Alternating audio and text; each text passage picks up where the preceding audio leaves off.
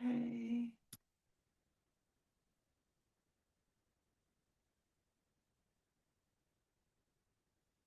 Is it all good?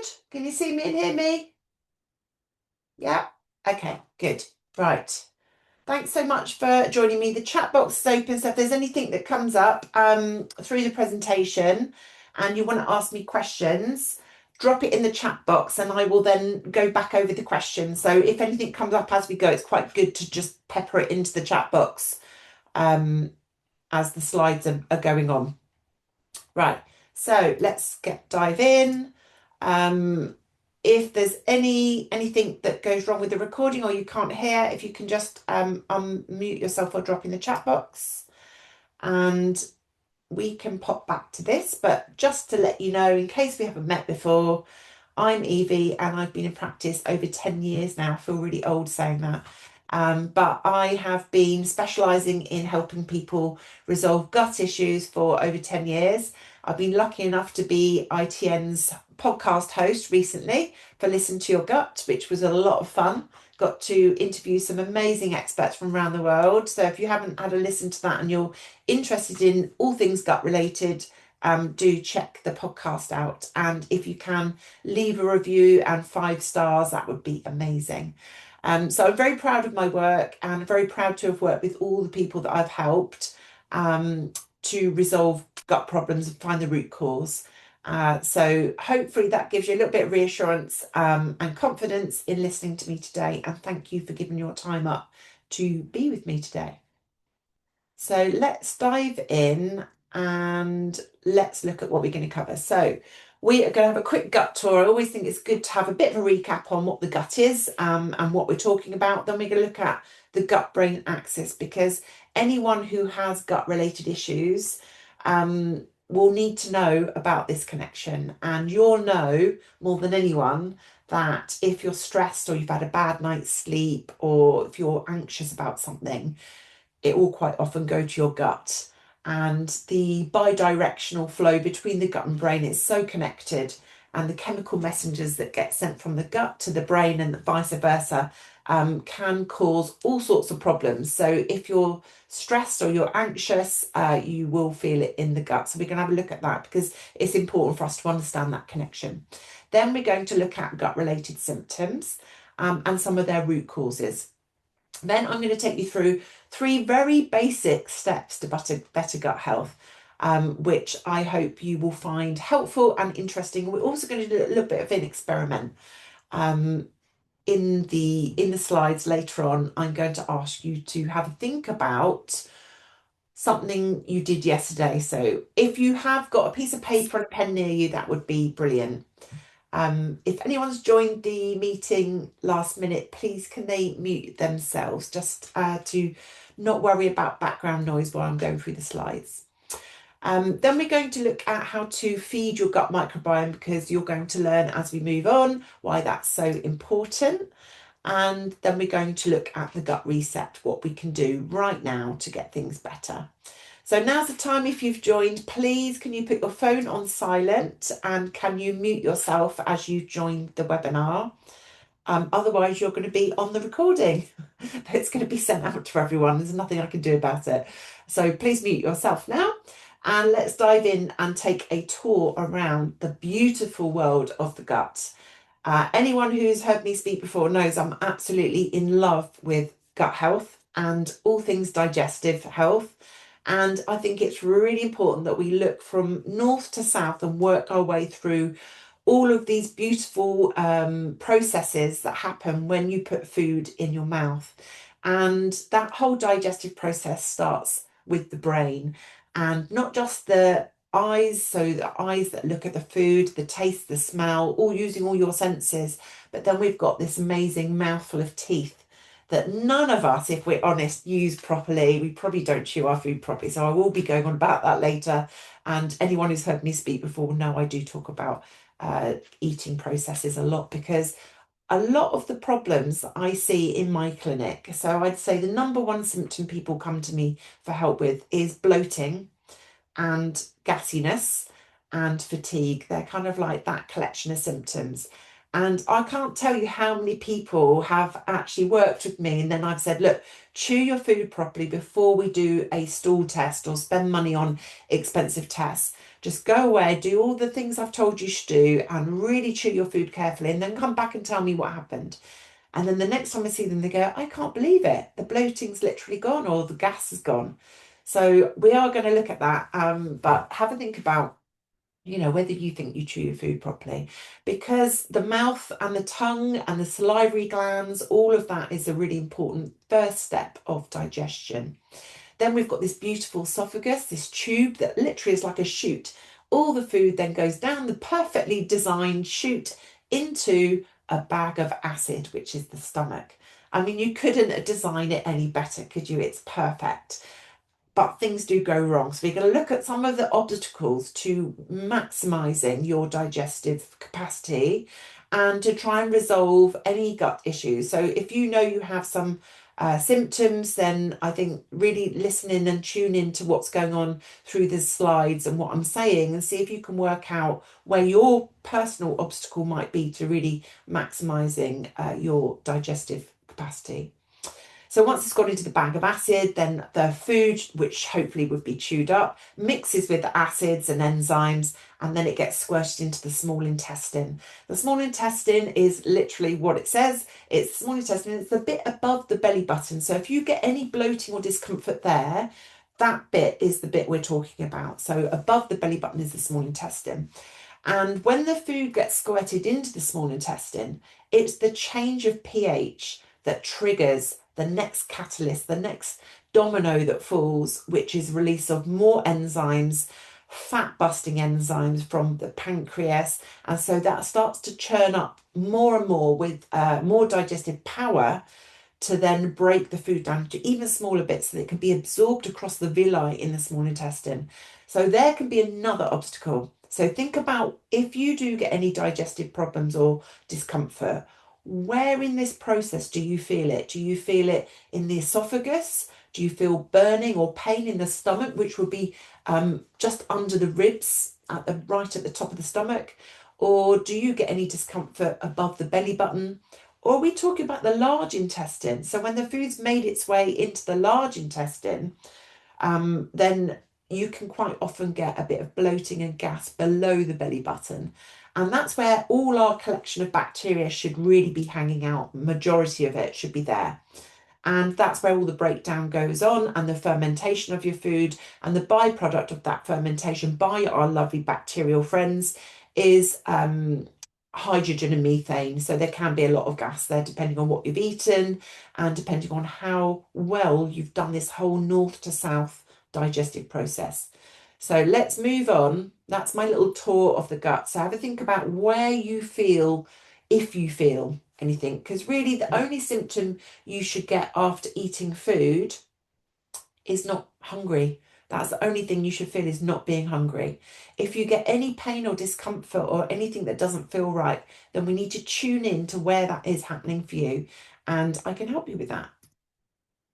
So let's have a talk about the gut-brain axis, because this is where a lot of things go wrong for a lot of people. So if you've been diagnosed with IBS or you've been told you have IBS, this quite often is going to be a really important slide for you to really pay attention to, because the bidirectional messaging that goes between the gut and the brain is happening all the time. And you don't even know it's happening. But you might feel, for example, you might feel fluttering like butterflies in the tummy, or you might wake up and feel a bit anxious and not know why. And that can quite often be because of the bacteria sending the messages back up the vagus nerve from the gut to the brain. So we know this bidirectional highway between the gut and the brain axis exists, and it's largely down to the vagus nerve. But 90% of those messages are from the gut up to the brain, not the other way around. So if you do get that sort of fluttery feeling or anxious, or you notice that your gut's not, it's quite sensitive, then maybe think about what could be going on in there. And we're going to look further on in the slide deck at what could be going on, so you can hopefully work this out. So the nervous system, our central nervous system, is our spinal cord, our brain, but it's connected. Our brain is connected to our gut, which is our enteric nervous system, through the vagus nerve, which innervates like fingers going through all of our digestive system. So there's a lot of chemical messaging going on, a lot of synaptic behaviors and processes going on, where these nerves jump across the synapses and can give you that sensitive feeling, sensitivity in the gut. So that's my little explanation. But it's important as well to remember that the digestive process is stimulated by our cephalic response, which is our brain. So when we look at our food, we use our eyes, we use our taste, our smell, touch of food, and that stimulates about 30% of our digestive power. So our digestive system then fires up with the thought of food coming in and starts to produce enzymes and acids in readiness. So you can see why paying attention to your food and anticipating your food and your meals is so important, because without that first step, you're not really firing your digestion up enough to work on food, especially if you love healthy food. So a lot of people who come to work with me who want my help actually know what they're eating is really healthy, but they don't understand why they're getting all these symptoms. So if that sounds like you, someone who loves the chickpea, superfood salads, all the lovely, healthy, fibrous foods, but they don't love you back, then this can be why.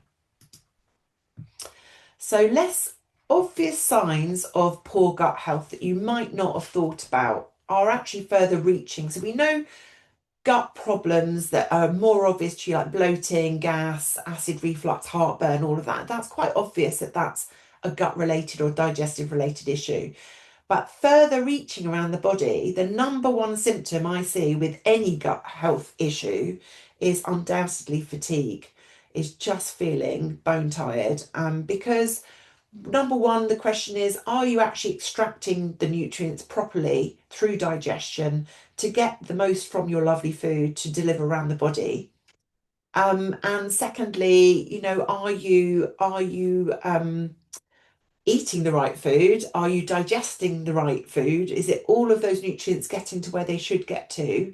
Or are you just being drained through other things that are going on in the gut with dysbiosis or inflammation or something? And some of those symptoms can be symptoms to look out for, could be headaches, migraines. I work with a lot of people with autoimmune conditions. I have an autoimmune condition myself, and I did a lot of work through my gut and improve things. I'm not medicated for it, but autoimmunity, we're going to see through some of the slides how that develops through poor gut health. Eczema as well, so dry skin conditions, psoriasis, dry skin, itchy skin, joint aches and pains as well is a big one. And here's a big one that a lot of you will probably resonate with, is brain fog. That sort of cloudy thinking, not being able to think straight, not being able to concentrate. Probably less obvious to think about, but they are related to gut problems.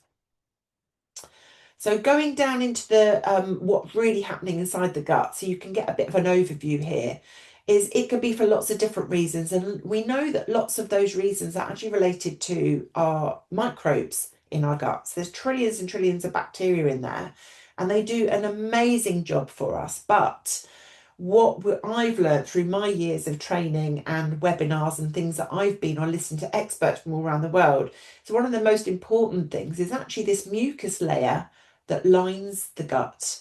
And when that degrades, so when that mucus layer gets thin or a bit missing, then your gut microbes and the food that you eat can actually touch the cells in the intestinal line, where there should be a lovely juicy mucus layer protecting you from the food that you've eaten. And if you think about your intestines, and that starts from here and goes to the other end, if you think of that as a tube, and everything you put in the tube is actually not even in the body yet.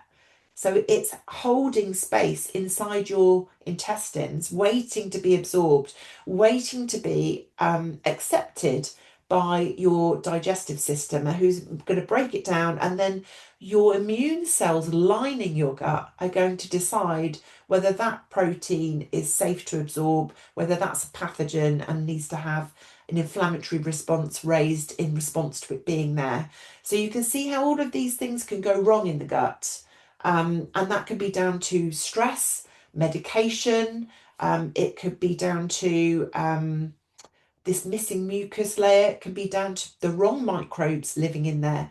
So if you know you went on holiday, say 5 years ago, and you went to Egypt or you went to Africa and you had a terrible tummy issue and you've never been quite right since, that's kind of a sign that something changed in the gut then. And that could be down to this missing mucus layer or some bacteria being there that shouldn't be there. Oh, excuse me. You have a sip of my tea. So I think that picture is quite a good picture that tells you what's happening down at the cellular level inside the gut when things go wrong. And you've heard of the saying leaky gut. Personally, I don't like the saying leaky gut because it's not it's not scientifically correct really, but it's probably depicts what kind of is happening where the mucus has got very, very thin and then the cells are exposed to these proteins and amino acids and things, and they don't like it because the mucus should be there protecting you. And that gives a really good picture right down even further. And you can see how this lovely juicy mucus layer on the left, the green bit is protecting your cells in the gut from the bacteria. And even though the bacteria are our friends, not all of them are our friends. And some of them actually produce less beneficial toxins and byproducts. But they sit in this mucus layer. They should be sitting in the mucus layer, which protects us. Now, in an inflamed gut, you can see that mucus layer is missing or it's a bit patchy, and then you can get all sorts of problems. So these are the obvious symptoms of poor digestion or something's not right in the gut. So if you get any of those, if you feel like sharing, put in the chat which ones you resonate with the most. I usually find that the people I work with is mostly actually sort of very high-powered business people who've got high business acumen. They're very stressed. They don't sleep well. They tend to get very acidy. So more acid reflux, indigestion, heartburn, that type of thing, and loose stools. So that more acidy, fast gut motility. And then there's the other side of things where you can get IBS that's more constipation dominant. And there can be, of course, things like overgrowth of candida or yeast or bacteria in the wrong place. So that when I was talking about earlier, that bloating above the belly button, quite often see that with maldigestion or with SIBO, which is small intestinal bacterial overgrowth. But feeling tired after food is a really interesting one. So have a think about, do any of those symptoms resonate with you and you think, actually, I feel really full very quickly after just a few mouthfuls? Or do you get a sense of urgency? You've got to go to the loo and that is a worry for you. So that can be cause a little bit of anxiety about leaving the house and, going out and having a nice social time because you don't know where the loo is or something like that. So these are, so lots of some chat popping up, and I can see lots of symptoms here resonating with you. The root causes is where we need to go. We need to find out what is driving those symptoms. Quite often, the people that I've worked with in one-to-one consultations have poor digestive enzyme capacity. So they're not producing enough digestive enzymes to break the food down. That can then lead to fatigue because you're not actually absorbing enough nutrients from the food, regardless of what you're eating. And then, of course, poor eating habits. How many of us are rushing around, don't sit at the table anymore, don't chew our food properly? All of that is just a disaster for your poor digestive system, who's trying to keep up with this lovely, beans, lentils, pulses, all this lovely healthy food. But actually, you're not giving the time over to your digestive system to allow it to do its job properly. So the posh name for poor digestive enzyme function is hyperchlorhydria. Specifically, that's talking about not enough stomach acid. So that's hypo, meaning low. Chlorhydria is the stomach acid. Of course, dietary choices, if you know you're eating rubbish and you're not eating the right food, of course, you're not going to have great digestion, probably going to have some tummy issues from eating that sort of food. But most of the people I work with have a really healthy diet. They really love the plant-based foods, lots of chickpeas, lentils, pulses, lots of veggies, lots of whole grains, but they don't really love them back. Those foods are really causing them some problems. That's kind of like the majority of the people that I would work with. So if that sounds like you, there's lots of things we can do to improve that, but we need to work through that north to south digestion and really optimize that before relying on supplements, probiotics. So I would never put a probiotic into someone who came to work with me first off, who had all these gut issues. Quite often, from my experience, I used to think probiotics were the answer to everything. I'll be honest with you, over 10 years ago when I first started, I was like, brilliant, if in doubt, just put probiotic in. But actually, the more I've learned, the more I don't recommend probiotics in most cases. I try and do it all naturally through food.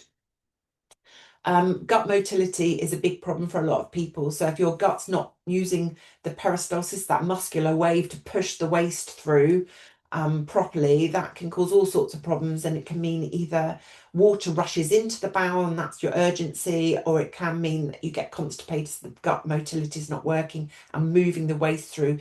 Then you get this build-up of end-of-life bacteria, all your food that can't get out as well, and the toxic buildup can make you feel quite sluggish and awful, actually lead to a lot of headaches and migraines. Gut infections, you might have an overgrowth or a parasite in there. It sounds horrible, but you'd be surprised how many stool tests I've seen with parasites on them, way more common than you'd think. And of course, the thing that makes everything worse for all of us is stress and poor sleep. That will always muddy the water. So if you have IBS or you have any gut issues, you get bloating, things like that, you are always going to struggle even more if you're stressed out and you're not sleeping. They're so strongly linked. So we'll look at that in a bit more detail. So recognize that picture? The tummy on the right is how we all want our tummy to feel. You shouldn't really feel it, but the one on the left is quite often what people will come to me and they'll say, I wake up in the morning, I've got a lovely flat tummy, but by 3 o'clock, 4 o'clock in the afternoon, I feel like I'm 6 months pregnant and really bloated. Can't do my trousers up, or, I have to let a button out. If that sounds like you, that's definitely some bloating or some distension going on there. And sometimes it can be just down to the way you eat, the habits you have around your food. So 30% of that bloating and gas buildup is actually from poor habits. So that's from not eating properly, not chewing properly, talking with your mouth full, grabbing food and going. How many of us don't give time over to meals and we grab something and go out the door? And then actually, as good old Garfield is showing us here, poor positioning after eating. Lying down can cause quite a lot of acid and reflux for people. If they're lying down functionally, your body wants to be upright after meals to digest properly. If you lie back or recline, you're going to put your stomach into the wrong position for digestion. And constipation, if you're not getting the waste out, you're going to get a build-up and that's not going to feel good. So let's look at the 3 steps. These are the most obvious steps I could think of. I can think of so many to share with you, but I've only got this time to do this webinar. And I wanted to give you the most obvious things, really to give a good go and see if you can get your gut health into a better place and get yourself more comfortable and improve your digestion. So remember that how you eat matters just as much as what you eat. We're also going to look at what you should eat and looking at particularly diversity, the colour and fibre, because I really believe that fibre is the missing ingredient for most of us in our diet. And then sleep and stress, making sure that you are managing your stress as much as possible. It's not always possible. In the real world, it's difficult. Our lives are stressful. But, could you do something to improve your sleep? Could you really work on your sleep habits? We were all very good at giving our children a nice bedtime routine. If you've had children or you've got nephews and nieces, you've seen the bedtime routine they get. They get a nice warm bath, get the, lights get dimmed, they get a nice bedtime story, just lovely. But look at your own sleep routine. I know I'm not being judgmental here. I've done it before. I go to bed and I'll be nighttime scrolling. I tell my clients all the time that's the worst thing for their sleep. And I do it, and I really notice I don't sleep well if I go on my phone. And I don't think it's just the blue light thing, although that is part of it. I really think it's the content on your phone, looking at news or something like that, or watching your friends go off on an amazing holiday and you haven't got a holiday this year or something like that. It's quite stimulatory for your brain as well as the blue light going in. So it's sending your brain messages to stay awake. So think about, could you do better with your sleep and your stress levels? So we're going to look at that in more detail now. Let's start with how you eat. So be really, really honest. And if you're brave enough to put in the chat box, where do you eat most of your meals? Do you eat them at the desk, at your computer desk, while you're working? So think about your normal lunchtime routine is usually the worst one for my clients. Where do you eat your meals? Put in the chat box. I would really love to know what you all say. Or are you very good and sit at a kitchen table with no distraction, sitting upright? It's not always possible, is it? But think about that. If you can put in the chat box, I would love to hear from you, your position. Yeah, so I'm seeing in the chat box a few people popping in there. So sofa is quite a common one. Watching TV, answering emails, all of those things are very distracting. And remember, I said right at the beginning, you're using all of your sight. Your brain is connected to your gut.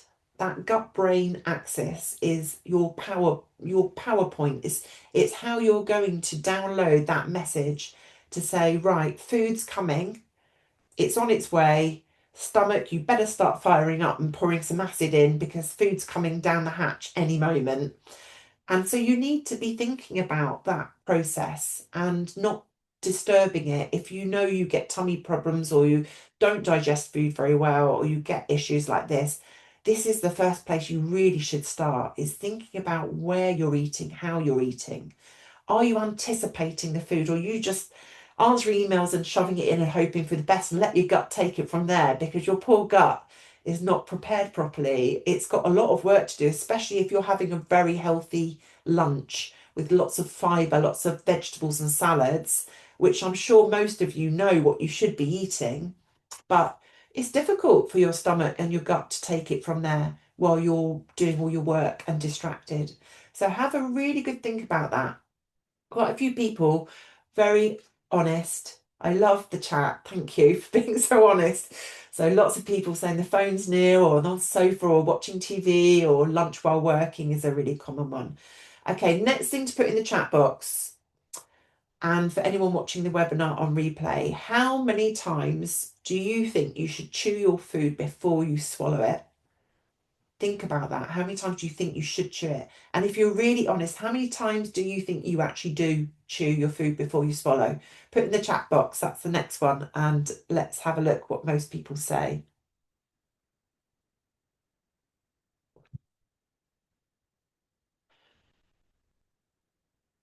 Is anyone going to be honest and say how many times they chew their food?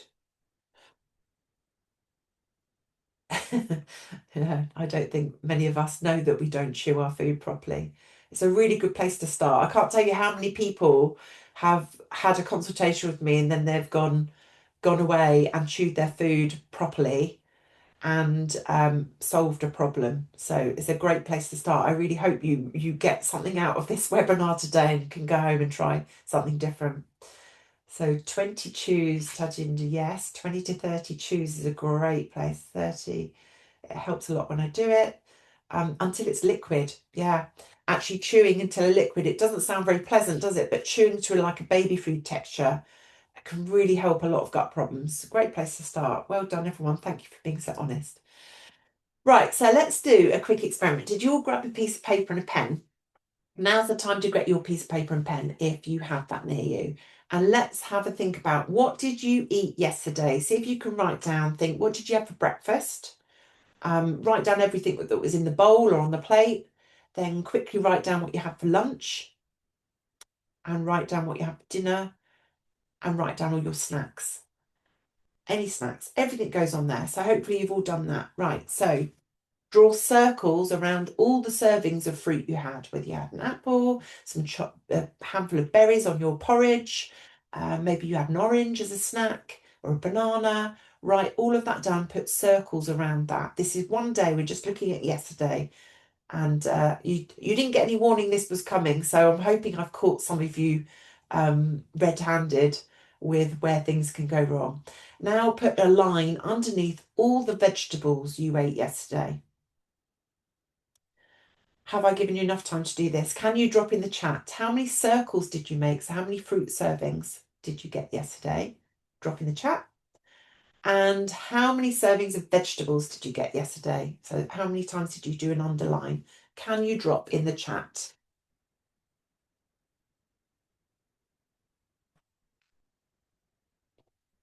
This is a really good experiment to do, to see if you're eating enough of the right things.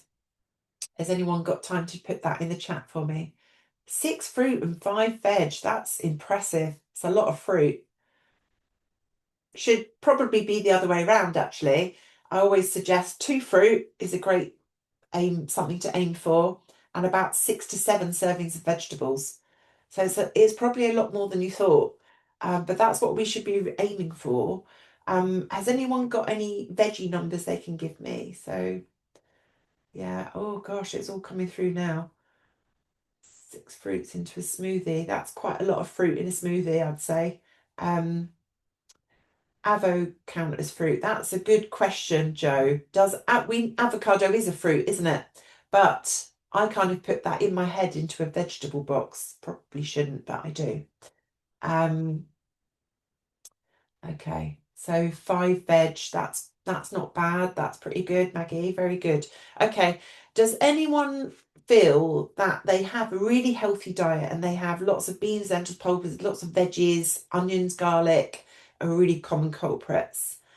Does anyone realise that those foods, or has recognised those foods, don't really suit them? Does anyone get a lot of bloating and tummy issues after having the healthy food? Can you drop in the chat and let me know? Veg, 8 so far. That's impressive. That is really good.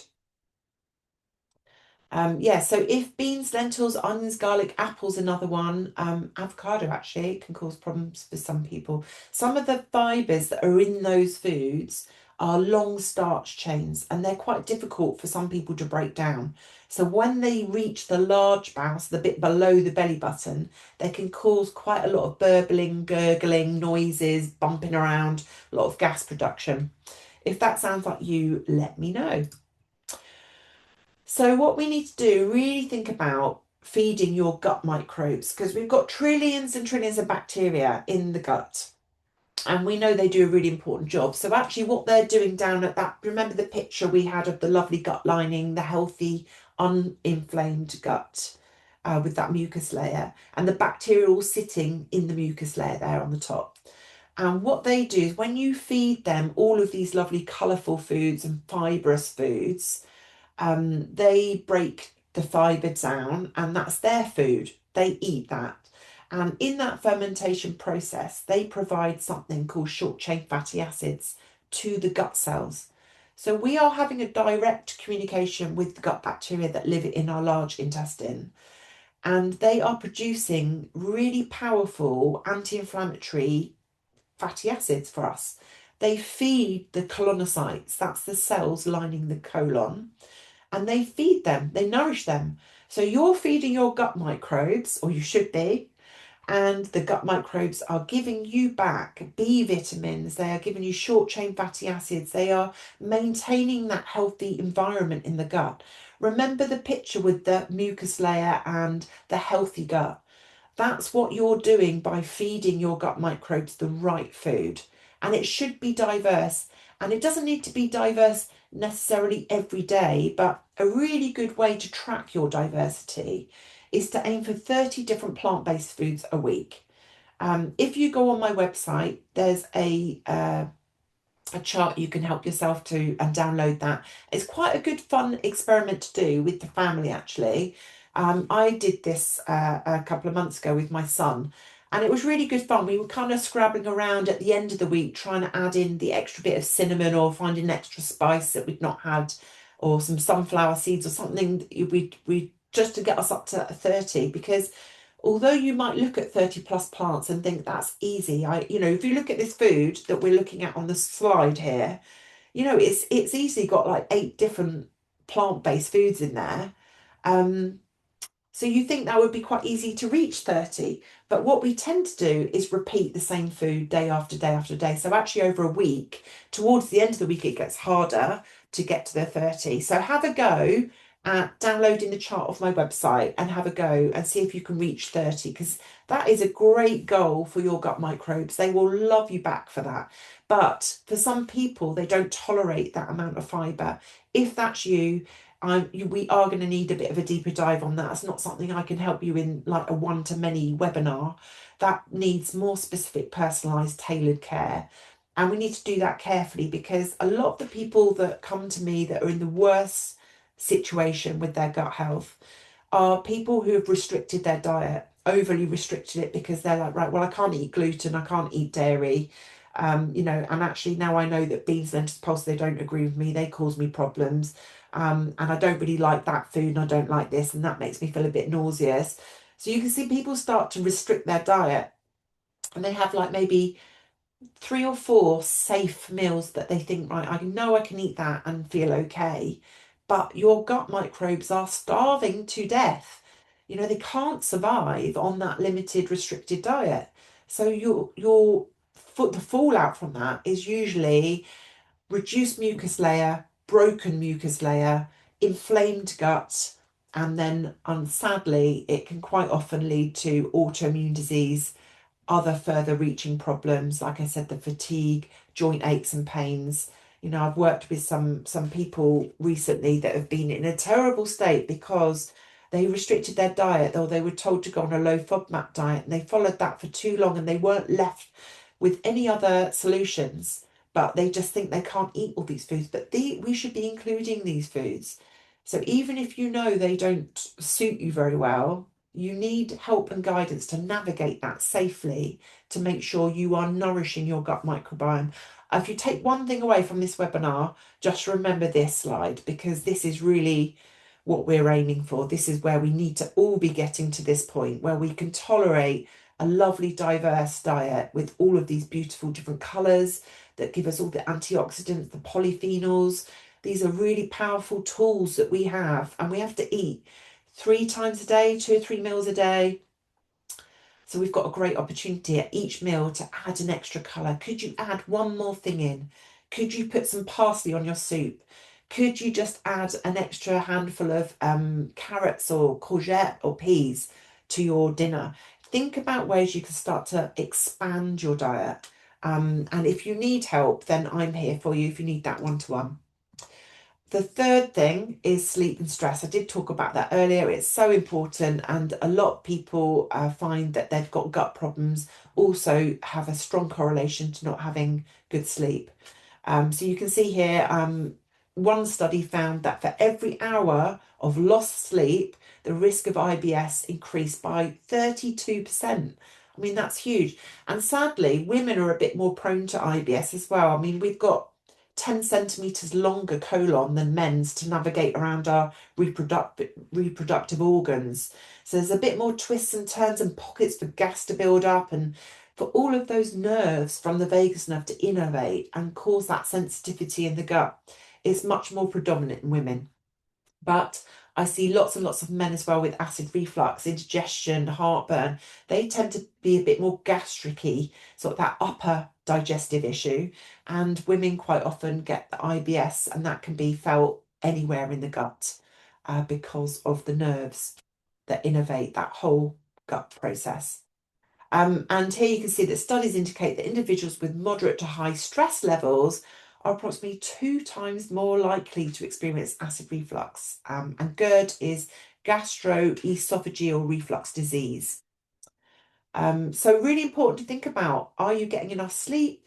Are you managing your stress as well as you can?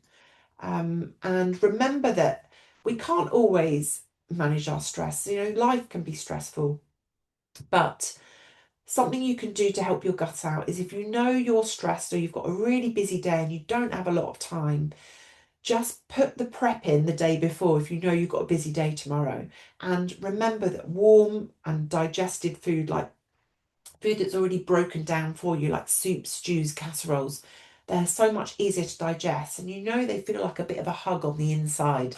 So try and stick to those sort of blended cooked foods when you're in trouble, if you'll have a busy day or if you're in trouble with a bit of stress coming up your way. Try and get ahead of the game and think about using sort of cooked and food that's easier to digest. So working it all out, hopefully pulling this together. Your digestion needs your thinking. You need to put the time aside to think about that. Try and put the phone away. Try and spend, everyone should be allowed to take a few minutes for their lunch, you know, away from the desk. Try and help your digestion out and see if that makes you feel better. You might notice that when you chew your food properly and better, not only do you have better digestive health, but you might notice you enjoy the taste of the food more. You get more from your food. And then with that whole chewing and digesting your food better, you're actually nourishing your cells all around your body in a much more efficient way. So really think about that north to south digestion and always work on your stress levels where possible. It's not always possible, like I said, but your digestive system only knows two states.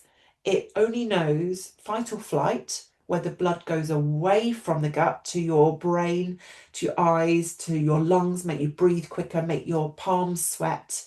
That's fight or flight. And then the innervation and the blood flow to the gut is restricted. It's not there. So you're not going to digest your food very well when you are in that fight or flight.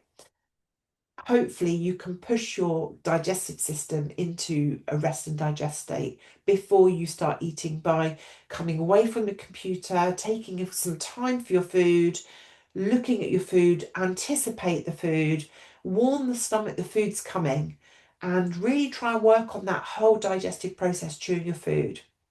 It can be so powerful. And then staying upright. So for 5-10 minutes at least after your meals, let your food go down and let your stomach digest that food and then pop it into the small intestine. And hopefully you won't be feeling too much in the stomach. Only thing you should feel after eating is not hungry. If you get any symptoms, think about where you feel those symptoms in your gut. And if you want my help, I can help you with that. It's worth keeping a food and symptom diary as well. That can really help you work it out. And if you want my help, then you can bring that to me and we can power through that. So if you do need any help, book a call with me. It's free. You're all welcome to book a free discovery call. You can email me, or if you go on my website on the contact page, you can book a free discovery call there as well. So my website is www.evienutrition.co.uk.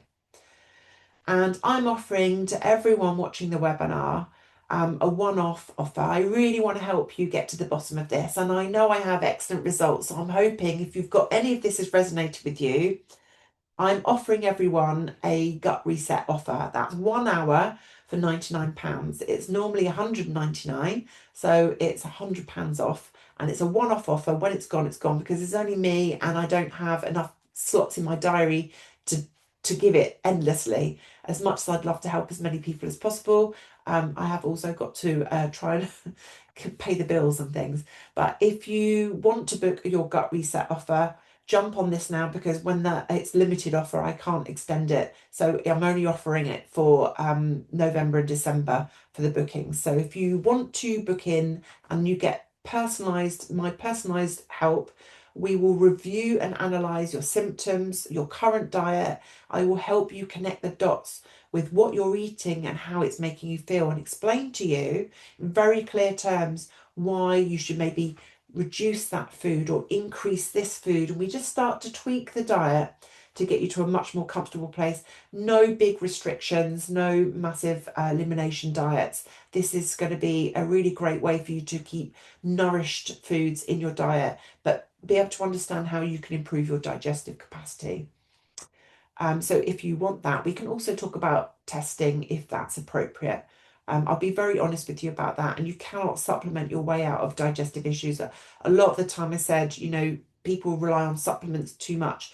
And in fact, I had 2 clients this week where I just took them all off all the supplements, and a lot of their symptoms went away. And it's literally could be down to the capsules. So think about the plastic, like that cellulose capsule. Lots of those going in can cause problems because if your digestion's not working properly, your digestion's got to break through all of those capsules to even get the good stuff inside the capsule. So think about, you know, are you over supplementing and not really getting to the root cause to help yourself feel better. Hopefully, if you go on my website, you'll see lots of recipes and resources and all sorts of things that are going to help you. But if you want to take up the gut reset offer, it's a one-time offer and you can book that for yourself and get one-to-one help.